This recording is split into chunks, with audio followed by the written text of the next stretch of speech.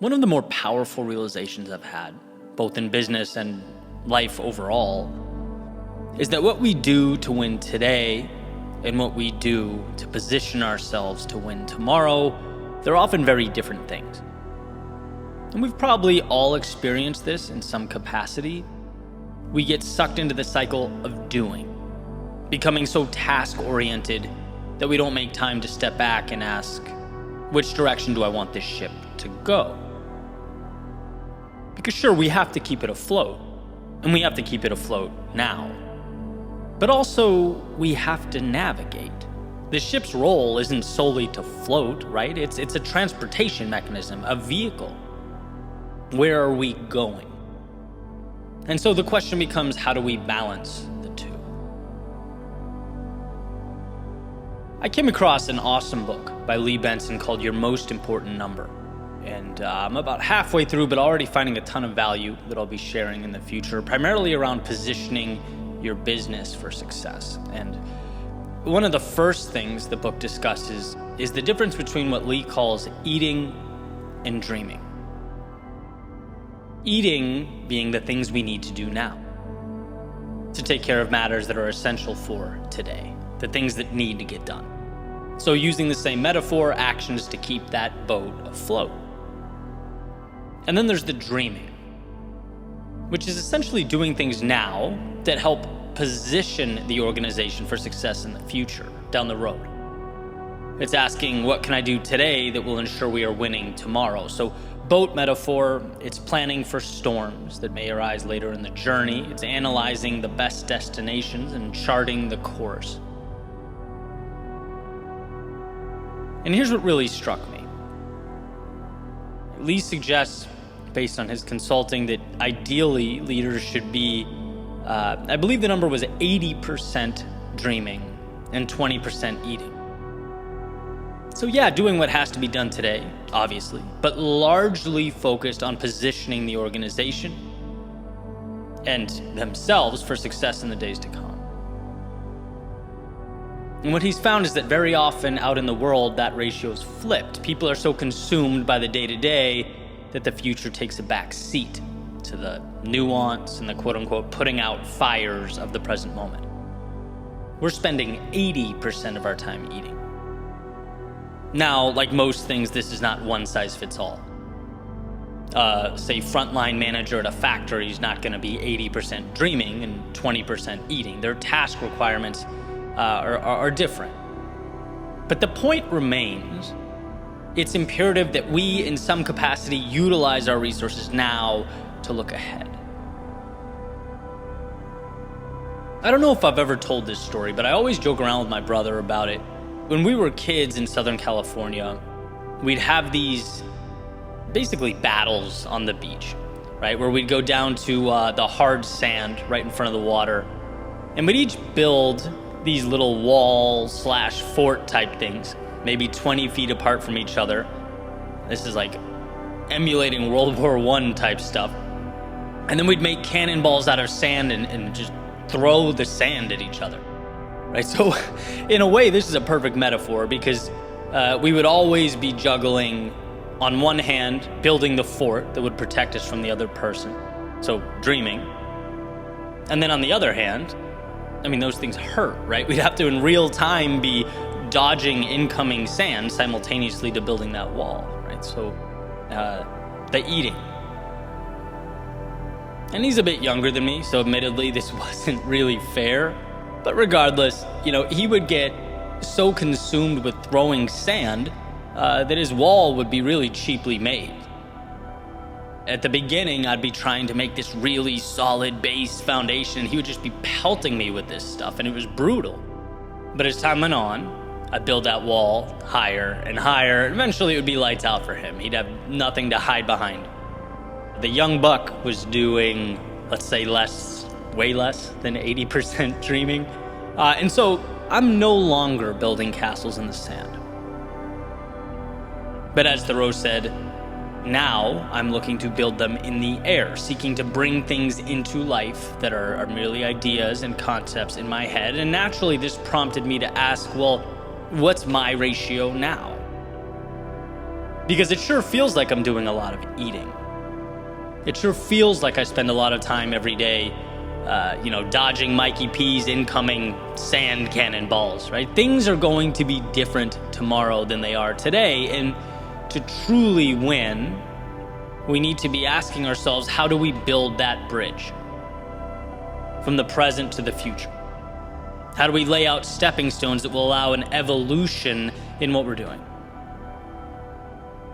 And I'm thinking, if my day's 95% consumed with eating type tasks, then I need to figure things out here, right? Is it automate? Is it eliminate? Is it delegate? It's something, because the ship needs to be more effectively captained. And I love these epiphanies. Just a change in mindset that can completely redirect one's entire trajectory.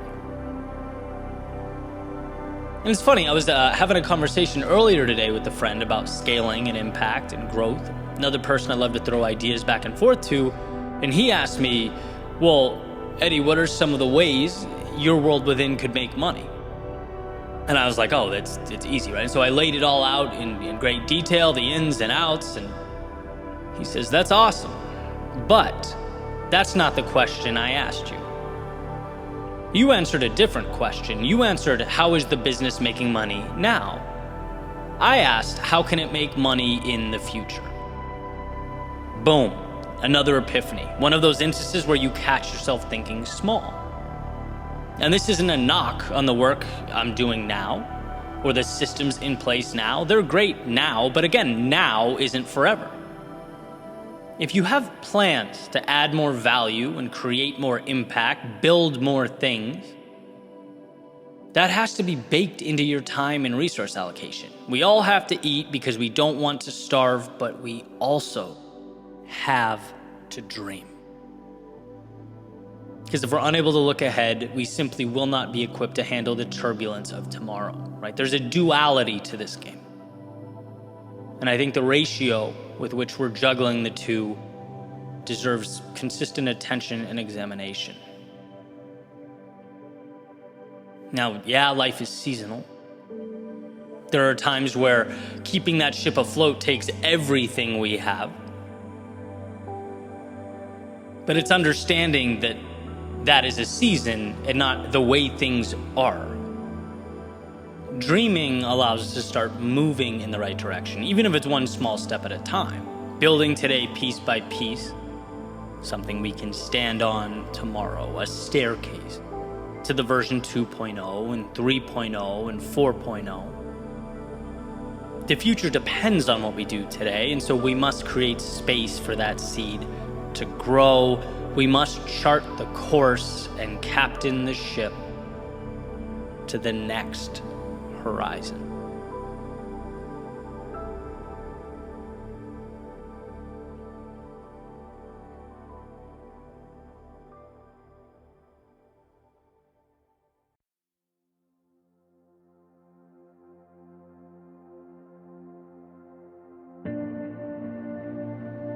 There's something to the idea or act of stepping out of the limelight to work on yourself. To quote unquote, disappear for a particular period of time so that with a laser-like focus, you're able to build and develop the skills that will make you great at what it is you want to do. In a sense, we're not created out in the world as much as we're created by what we do behind the scenes. The thousands of hours spent dedicating ourselves to a craft, right? We enhance our value and capability by doing the often monotonous, unglamorous things day in and day out. And those results out in the world are merely a reflection of that work. And that's what makes excelling in any given area so challenging. There's something counterintuitive about performing to an audience of one. Dancing to no applause, exhausting time and energy, resources, so that you can cling to a promise. But that's also why excellence will always be reserved for a few. Open to everyone, but ultimately a few end up there, right? The same way a finish line is open to everyone, but ultimately reserved only for those willing to put in the hundreds, if not thousands of practice miles to start the race, run the race, and complete the race. There's a substantial amount of sacrifice involved. The outside world is its own chess game. It requires courage and innovation and a willingness to step into its great unknown.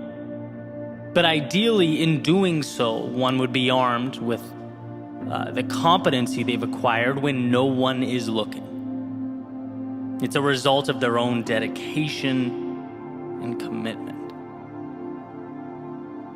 And I actually started thinking about this during a Q&A I did recently, where someone asked if I had any thoughts on how they could start a speaking career, right? I'm like, sure, happy to give my thoughts. First and foremost, understand it's a long play. So be willing to endure that bumpy road, that journey. There's no magic formula that makes you an MLK-esque orator overnight, right? You work forever to capture a fragment of that excellence. And someone kind of chimed in, giving me a hard time. We know, Eddie, you hate marketing.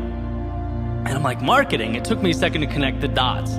How is this related? And the light bulb went off, and I kind of laughed because I do bash marketing quite a bit. And I think what they were getting to is I'm always talking about the long game, right? I'm always talking about working on yourself, the back end, the deep work, chiseling yourself into something that's unique, authentically you, extraordinary in its own right.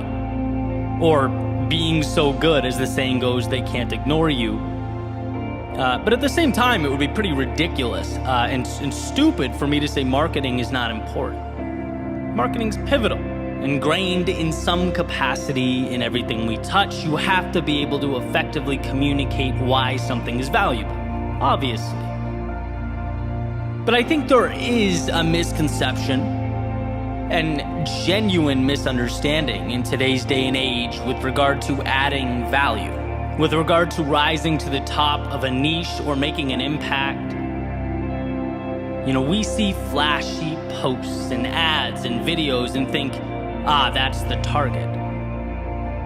But that's just the mechanism for communication. That's the bullhorn. That's not the value add. In Cal Newport's deep work, he mentions how difficult it's becoming for us to break away from the social media and the push notifications and the emails, and in solitude, do the kind of work that really moves the needle, that propels our greatness and makes us better at what it is we're looking to be great at. We officially exist in a world of distraction, where perhaps the greatest challenge now is, how do we disconnect? How do we turn off? How do we slip into a state of deep work so that we can grow as people? And then sure, you market that competency once it's acquired. But the goal is not to be a society screaming into a void trying to sell boxes of air. We simply can't afford to leave substance behind. Value is ultimately what makes the world go round, and it's created, again, outside of the limelight. And look, there's going to be some bias to my approach based on the path that I chose to take. This has worked for me, so I stand by it. I advocate for it. And surely there are some very talented people that disagree with me, and that's great. But I've always had the arrow pointed at what I want to do, what I want all this to mean at 45 years old, 55 years old. And right now, looking back, it's all the hours I spent writing in solitude, or giving speeches to a wall in a studio apartment, recording and re-recording, adjusting my approach. It's reps, reps, reps. That, to me, is what matters now. That's what I'm most thankful for. and some time has passed, and as I transition into a new phase now, sure, I can get help and start blasting posts all over social media. That's easy. But the important thing is that I have a foundation to stand on. The posts are not the product, the craft is the product. And I want everyone to at least, whether they agree with me or not, understand that distinction. The million-dollar question, the differentiator is, what is your value add? If you can ask yourself that, right? What is the one thing I want to be the best in the world at? Where is my North Star? And then spend every day, at least some time every day, chipping away at that, you'll be unstoppable.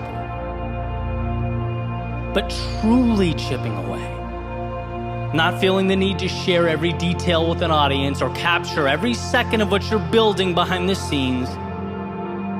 No, turn the cameras off, breathe, focus.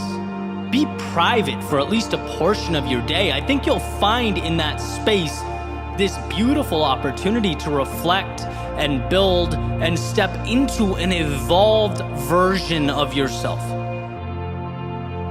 Don't be scared to disappear and come back better equipped.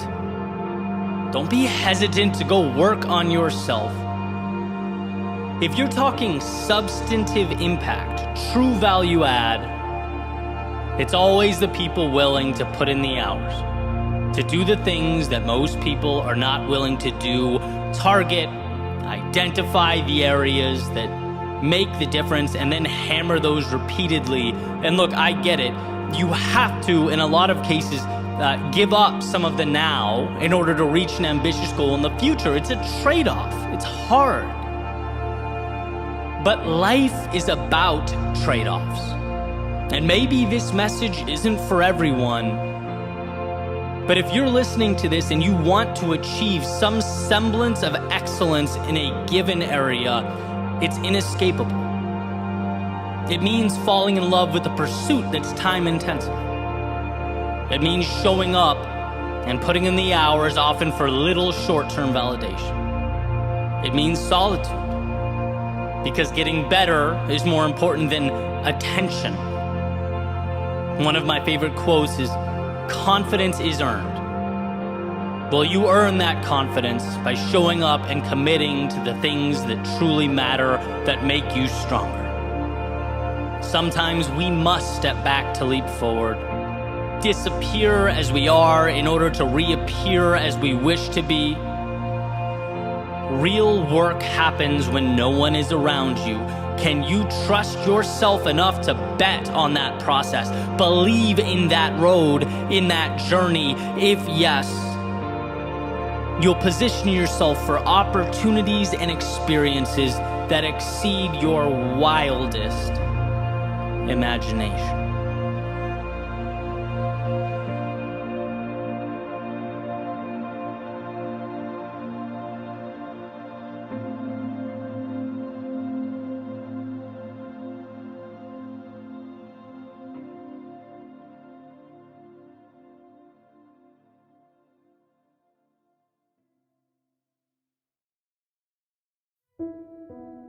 A good plan, violently executed now, is better than a perfect plan executed next week. That's from George Patton, general in the United States Army, integral to the Allies' victory in World War II. So why? What makes this statement so powerful? Well, it rings true because we have to move beyond the idea that we can manufacture greatness with one swing of the bat, one stroke of the pen. That if we wait for the right moment, perfection will come. The light will turn green, the stars will align, and the path will emerge. I feel like I could scream this from every mountaintop and it wouldn't be enough. Life is not a perfection game. Life is an adjustment game. And I'll speak anecdotally here. In my experience, looking over my shoulder, reflecting Those times that I'd clung to perfection, rationalizing my immobility by saying, hey, you're not ready, this isn't good enough. I'd only have to dig a few layers down to see that my not moving wasn't out of some loyalty to excellence. No, I was standing still because of fear. A fear of going, of starting, a fear of the unknown. Perfection is the biggest con there is. It's a scam. It says, wait here, your perfect moment will arrive. Hang tight, the right time is coming. No, there are no perfect beginnings. There's merely the courage to move into something new, or the regret that will ultimately come from wishing that you did. And sure, a part of it's almost counterintuitive. It's like, why isn't it beneficial to wait? Why would you want to take the leap before you're ready? Here's how I see it. One of the most important distinctions to understand is that between the thinker and the doer. The thinker who ponders, who reflects, who studies and studies and studies, thinking he or she can create for him or herself a perfect jump-off point. Thinking they can obtain for themselves all the necessary information, all the answers before they begin the journey. The truth is, greatness is forged through repetition, via wheels on the road. And yes, you are terrible at first, completely unsure at first, you get lost at first. But this becomes the knowledge that shapes the journey. When you go before you're ready, two important things happen. First, after falling down and feeling embarrassed and insecure, you get back up, you look around and you go, wow, okay, I'm still here. That sucked, sure, but it wasn't as bad as my brain told me it would be. Next, you learn from the exchange. You can start doubling down on what works and eliminating what doesn't. And eventually, as you take this confidence and wisdom onto the next step, repeatedly, the curve becomes exponential. In doing, you begin stacking bricks, creating a foundation. Those experiences that humbled you become what you lean on. They're what turn into the experience, the knowledge, the credibility. And see, thinking you can skip all that ugly stuff by waiting on the ledge for perfection to arrive in your hands, that will be your undoing. That's just as crazy as a sailboat waiting for the wind to stop. It's like, no, you need that friction, that resistance to reach your destination. And no, we cannot control everything. Yes, there are powers beyond us. But if you go now, you learn to use and navigate them. The greatest gift we can give ourselves is permission to go. It's looking a year ahead and dreaming of the moment. We pause and say, wow, what a year. The twists and turns, the lessons, the highs, the lows, the peak moments all brought me here. And how different here is from back there. How far I've come. Knowing, by the way, that life was never asking me for perfection, but rather a willingness to start, to dive in, to adapt along the way. I know a lot of people with businesses that exist in their minds, but not in reality. A lot of people in shape when they close their eyes, but not when they look in the mirror. A lot of people living their best lives when talking about the future, but not when they pull up to work on a Monday morning. We shorten the gap between our ideal existence and the present moment by going, by stepping now. Even when we can't imagine how the process will unfold. Because let me tell you, life will bend and twist in ways you can't even fathom. It'll take you places that ignite your soul, show you things you never dreamt of seeing. But you have to put yourself in position to receive that from life. The world wants to help people who help themselves. So give yourself the gift of progress, of momentum. If a dream is only worth the action one is willing to take to bring it to life, let that action start now. Move beyond the illusion of perfection and towards the opportunity to take the imperfect every single day and transform it into greatness. Every time your mind says you're not ready, let that be your invitation to step forward. See, life may not be a race, but that doesn't mean time will politely wait for you. We must say goodbye to perfection. As we evolve, as we grow, I can guarantee you it won't be missed.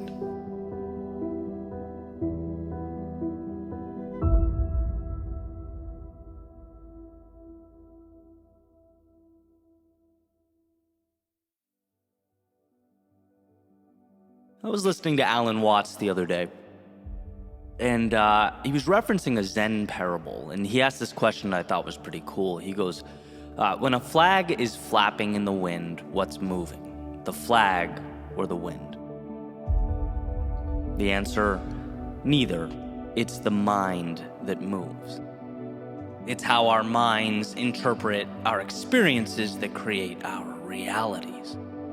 And the reason this reminder is so important to me, the reason I don't believe we could ever hear it enough, is because keeping that understanding front and center in our lives tells us how powerful we are. Sure, we often can't control the situation. We all know that. But we can always control what the situation means. Every event is open to interpretation. And that's what's so incredible. Yeah, sometimes it takes a while to get to the value, especially when our minds want to default to the negative or what's missing or what's lost. But if you're willing to look, underneath every occurrence is exactly what you need. And so take, for example, something we can all relate to, right? Losing something that truly mattered, that we found meaningful, whether it was a person, a job, an activity, a physical impairment, right? When asked, what does this change mean? The mind goes, loss. It defaults to, I had it, I loved it, and now it's gone. But underneath that, there's a chance to take the pieces of what remains and go down a new path. To find something just as or even more beautiful. The same loss can mark the beginning of an adventure. Is it ideal at first? No, but it's usually not the ideal that prompts our most important change. It's life's turbulence that pushes us to seek out something new. And I love taking this little trip down memory lane, right? Because, it's the business ventures that fell apart that caused me to look in the mirror and choose to be more. It's the projects that just didn't end up being that good, right? That allowed me to see this journey as a creative one. Where, hey, some projects hit, some don't, but it's not personal, it's a ride, and what an opportunity. Right? It's the breakups I went through. And while, sure, a few were definitely brutal, they gifted me with an opportunity to personally level up, to dial in my understanding of what really matters to me. I can think of physical setbacks, monetary obstacles, all these things that hurt in the moment. Now, I'm not sure I could have controlled the initial emotive response, right? The human reaction. But learning to ask, well, how can I get better from this? That's a different question. How can 1 month from now be amazing because of this situation, regardless of how it feels in the moment? It's not the flag or the wind that moves, it's my mind.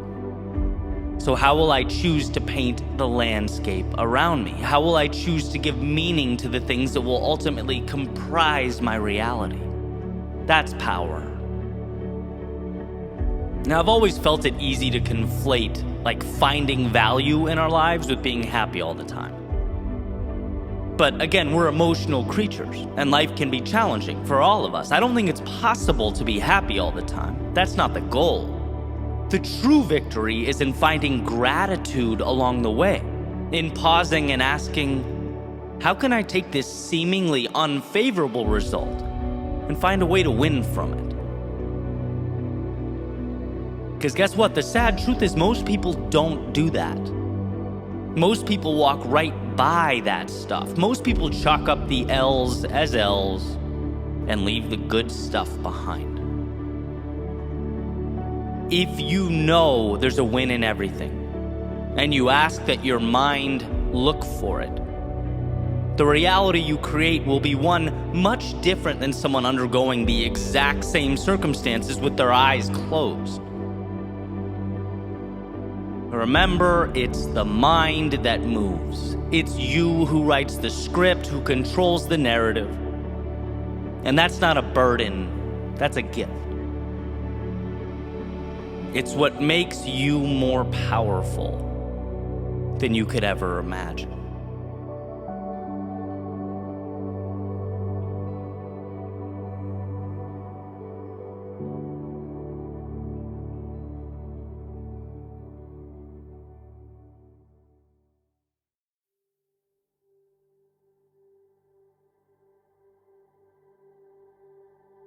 The little E on the car dashboard reminds me that I'm pointed east.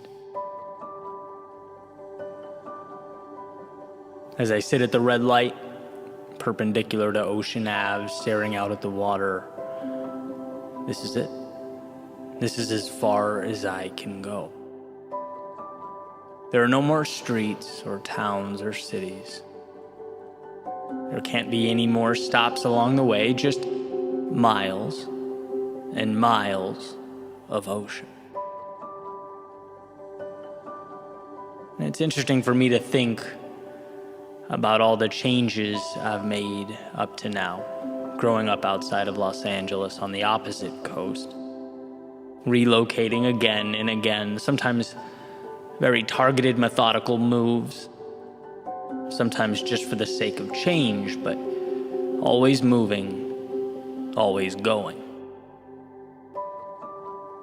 There's a saying that wherever you go, you take yourself with you, right? You can change the scenario, the circumstances, the surroundings, but ultimately, you can never outrun yourself. You are accompanying you on whatever journey awaits. And it's often not until you run out of real estate, until there's no more road or options, that you're forced to look in the mirror and acknowledge that it is you who must change. It's you who must evolve and become that person that you need you to become. And that can be a scary thing. After all, anyone can get in a car and head east. Anyone can point the compass away from the chaos of now, move away from their demons.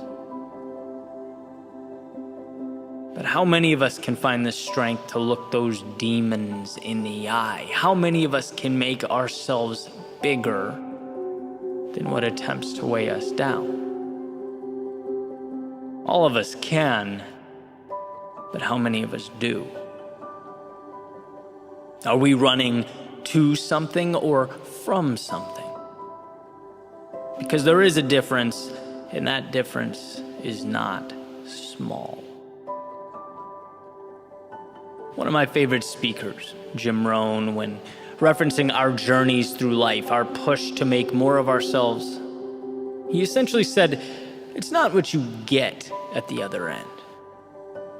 It's who you become along the way.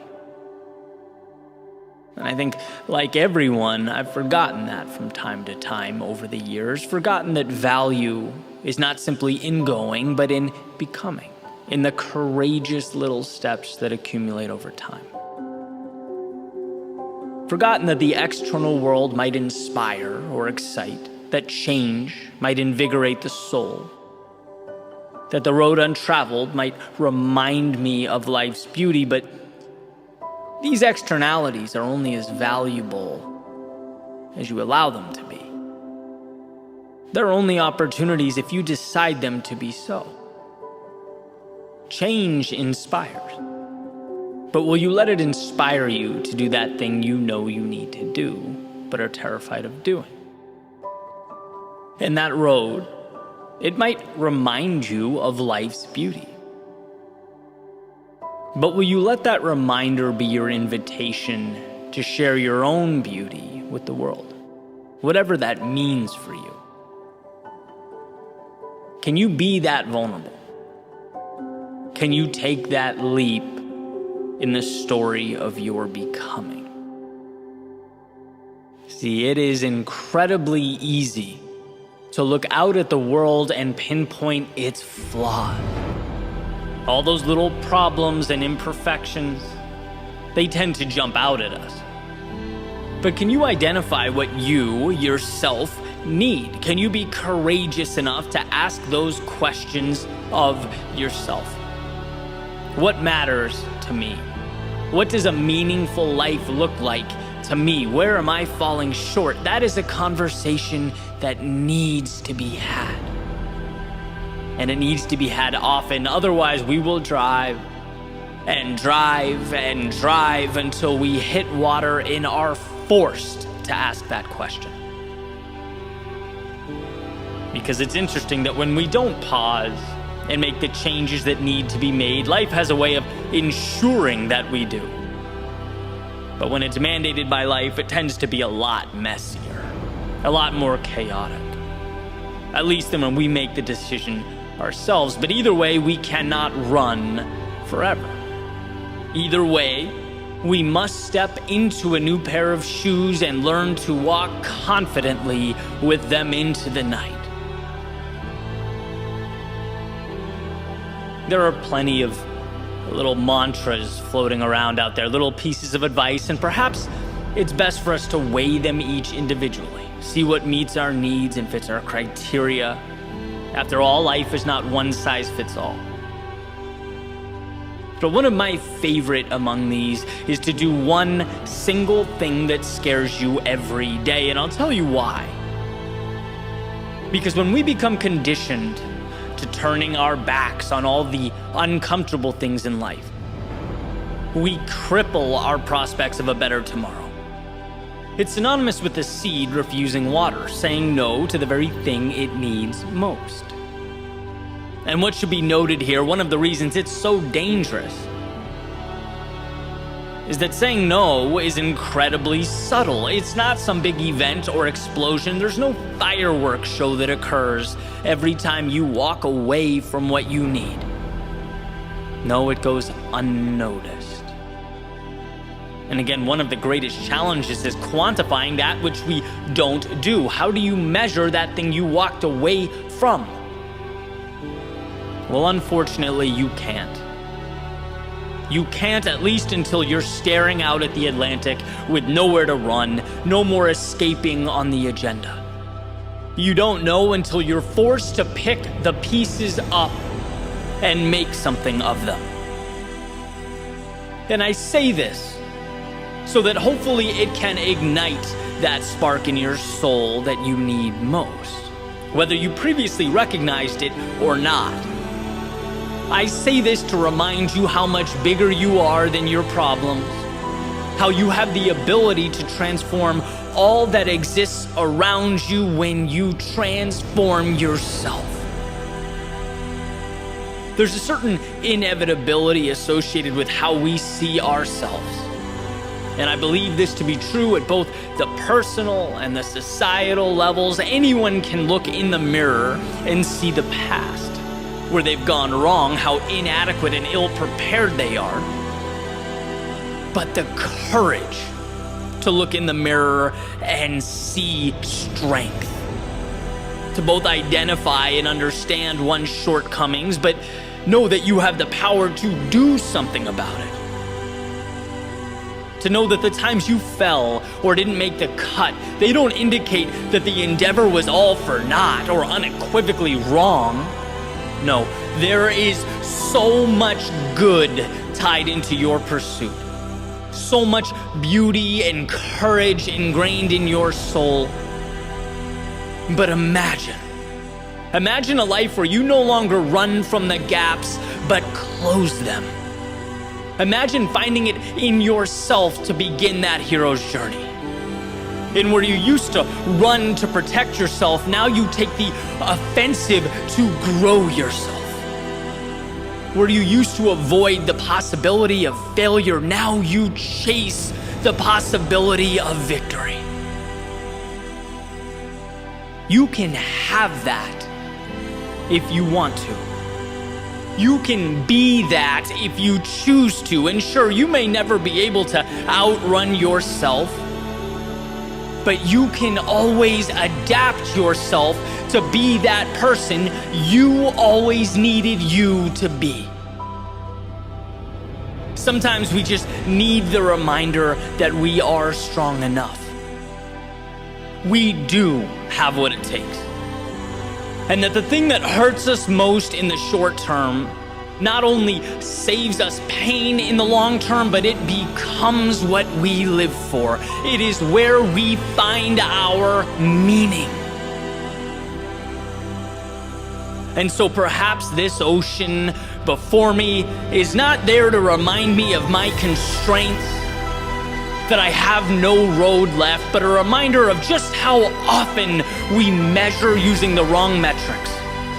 Perhaps I needed to see again that it's not where I end up, but who I become along the way.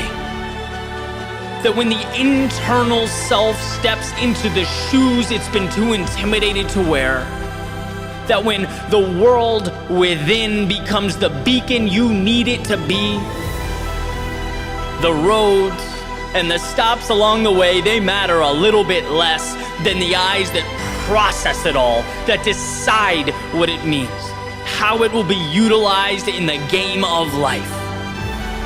And so, yes, the little E on the car dashboard, it says that I'm pointed east. But as I sit at this red light, perpendicular to Ocean Ave, staring out at the water, I know this is only the beginning.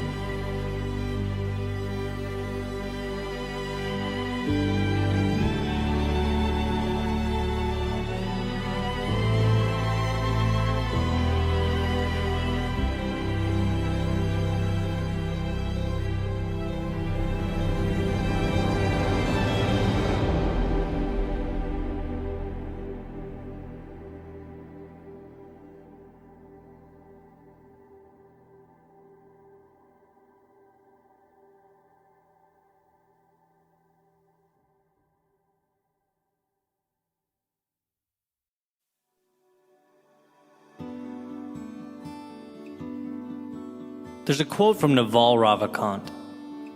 He says, "The closer you are to the truth, the more silent you become inside."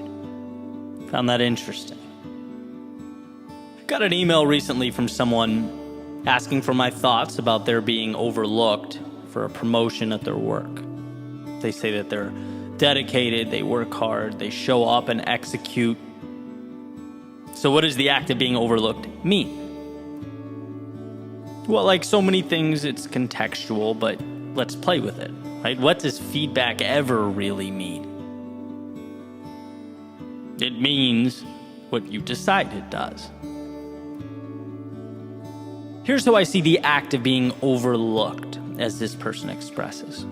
Let's look at it as an iceberg, that rejection as a floating block of ice in the Atlantic, and the top, the piece that's exposed and above water, the smaller piece, is your chance to look around and self-reflect, to ask why. Where are the places I could strengthen myself?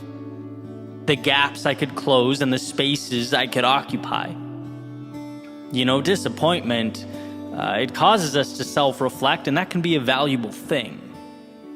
There are often tangible, quantifiable reasons we didn't hit the mark, and I think that top of the iceberg is our recognition that we have things to do, places to go, and what better a time than now to start moving in that direction. Now, the part of the iceberg underneath the water, supporting all that, there has to be a foundation of self-belief, of self-trust. Not only a hardness and understanding that you are not defined by rejection, but also a certainty that things will work out. That you might have to stumble, fall, even aimlessly wander for a set period of time. But when your focus is on a particular North Star and you are serious about it, committed to it, you'll find a way.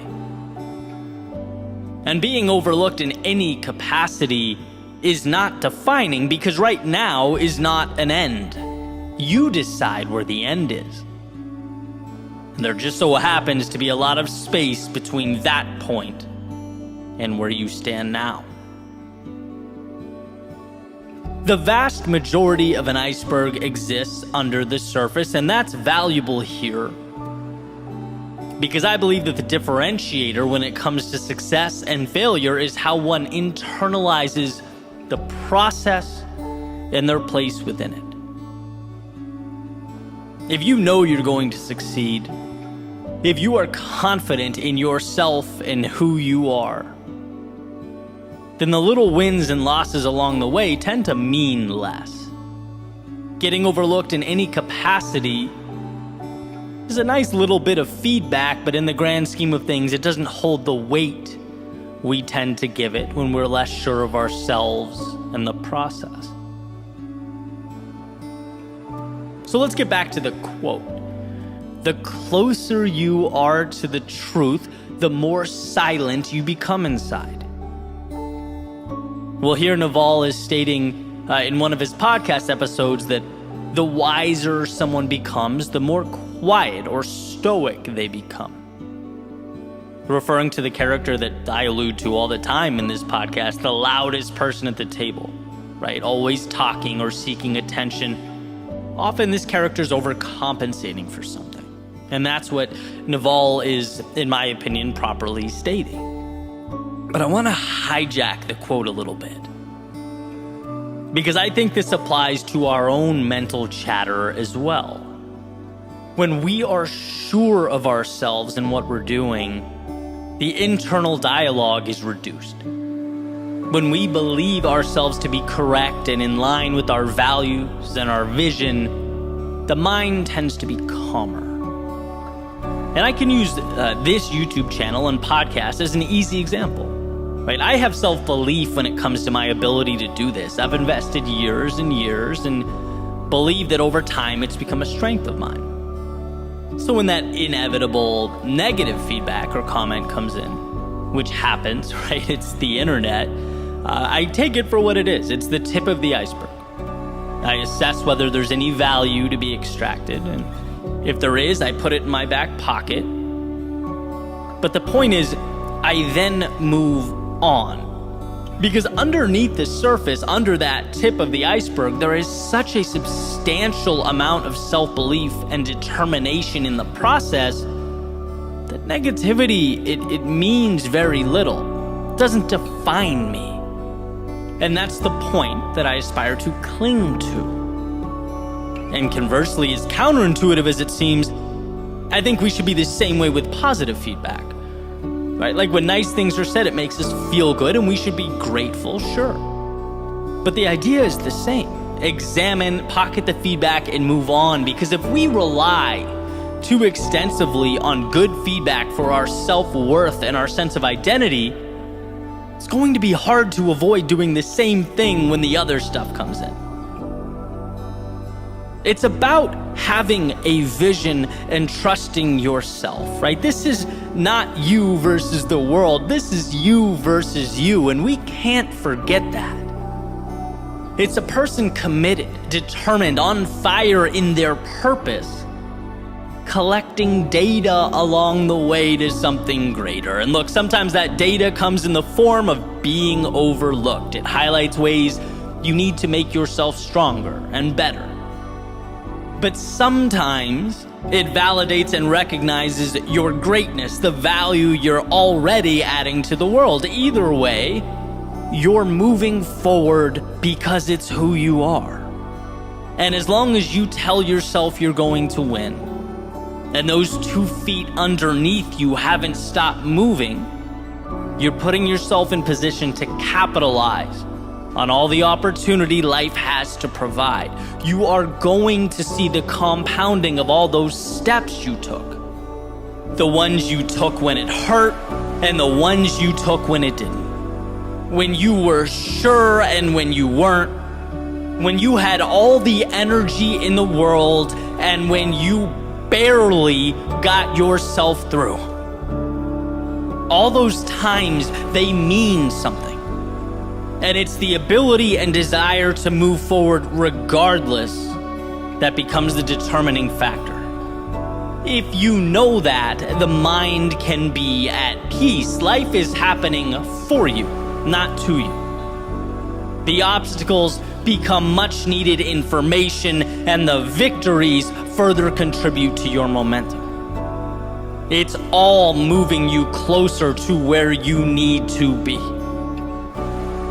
There's a saying by Steve Martin. He says, "Be so good they can't ignore you."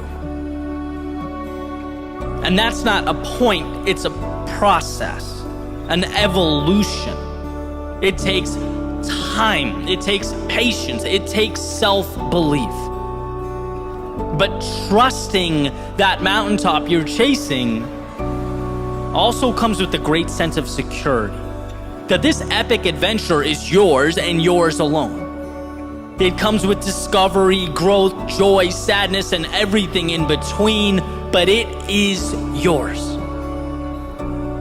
And if you sign that dotted line, it doesn't matter if you are overlooked in some capacity.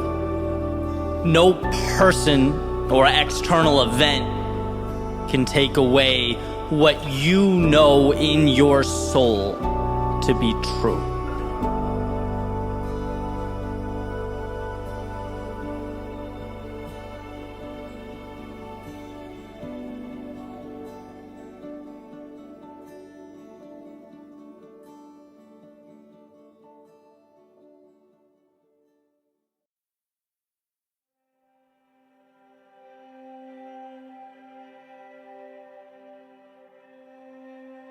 A life well lived is a dance between having the strength to walk away and having the courage to go all in. It's juggling the idea that absolutely nothing matters and the idea that every second is a blessing beyond which I'm capable of even explaining or articulating. Nothing matters, so live without limits or constraints, like you're on a once-in-a-lifetime journey. But everything matters, so know that every second along the way is perfect, a building block, a microcosm of the universe resting in the palm of your hand. And I think about this push-pull from time to time. I play with the idea that nothing matters when I need courage, when I need to convince myself to be a little bolder, reinforce the understanding that there is no pressure here. Life can only give what I'm willing to carve out. And as that clock ticks away in the background, what do I have to lose? As Mark Twain put it, it's the things we don't do that we come to regret. And then on the other side, when I need a little discipline, I play with the idea that the little things are everything. After all, two things can be true at once, and the details matter a lot. For me, getting up 2 hours earlier does make a difference. That pushing a little harder will add up. The little things become everything. and painting that portrait that had been tucked away in my imagination, well, that's done one very real, very tangible brushstroke at a time. It's participating in that dance between nothing and everything, the real and the imaginary. But for the time being, let's leave those very important little things and focus on the divine big things. Those nothings that with some vision and concentrated effort become some things. I have a friend that says to me all the time, nothing matters. And not in a nihilistic, throw your hands up and stay inside until the end of time type way. But in a way that poses the question, why wouldn't you risk it all? Nothing matters. Why wouldn't you risk seeing how far you could push, how long you could run, how much you could become? Because maybe, just maybe, this whole thing isn't as serious as we'd like to think it is. And instead of feeling confined and scared, what if you felt alive, blessed to even be here? And I think realizing that we build these imaginary boxes around ourselves and live within them is a huge step. That awareness that we spend so much time reaching out for things that will save us, when in reality we simply need to set ourselves free. We need to open the gates, build bridges to the infinite opportunity that surrounds us. And when I think about this, a feeling that still comes to mind, feeling I had after 2K tests in college. Those of you that have been on the rowing machines, I'm sure you get it. But if not, picture a feeling similar to an all-out sprint for roughly 6 or 7 minutes, depending on when you cross the line. And when it was over, after I'd finished picking myself up, I would just sit in the hallway, cherish the feeling of being done. Right after pushing my body to its maximum, I'd appreciate the nothingness, the same nothingness that I'd never pay attention to at all otherwise. But in that moment, it was everything. What a gift. As you regain your composure, as your heart rate comes back down to earth, to just be still. And I still love that feeling after physical exertion, the reminder to just be thankful for a moment of serenity, a reminder that life can and will inflict upon us these periods of absolute chaos, of turbulence. And often they're very necessary. They harden us, they shape us, but they also remind us to appreciate their absence. Same thing goes, and a lot of you, I'm sure, will be able to relate to this, for something like a headache or a migraine. When they come and go in my life, it's like the second a brutal headache dissipates, that nothingness is the greatest gift I could ever imagine. The absence of pain, infinitely more valuable than any tangible acquisition. And I think in those moments, we get a glimpse of the world in its purest, simplest form, where all the nuance and detail we worry about doesn't matter much. Because look at what we have. Look how much surrounds us when we position ourselves to notice, when we simply pay attention. Tolstoy said, "If then I were asked for the most important advice I could give, that which I consider to be the most useful to the men of our century, I should simply say, in the name of God, stop a moment. Cease your work. Look around you." An incredible reminder to never forget where we are or what we were given. To remember that by breathing in the air around us, we have, in a sense, already won. And I love this because for a brief moment in time, it swings that pendulum to the nothing matters side of life. When you're living a miracle, why sweat the small stuff? And I can ask myself, why do I get so worked up? It's no big deal. Why not take the risk? What's the worst case? That I fail and have to backtrack as a now more informed and knowledgeable person? Why not stand in the face of my fears? The upside is consistently enticing. It consistently rewards. Look around and see what life has provided. How dare we waste it?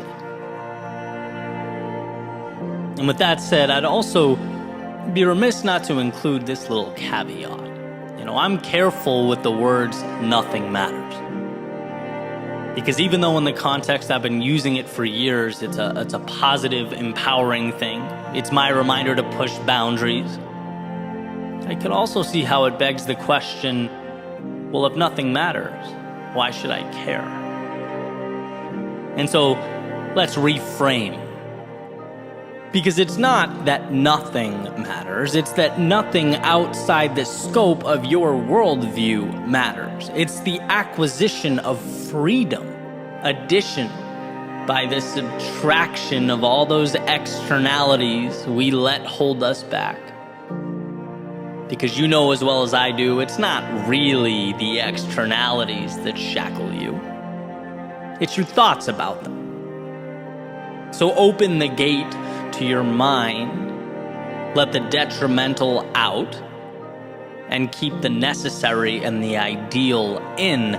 Nothing matters if it doesn't align with your values and your destination. I know I say in every video, speech, podcast episode that we are the authors of our own stories.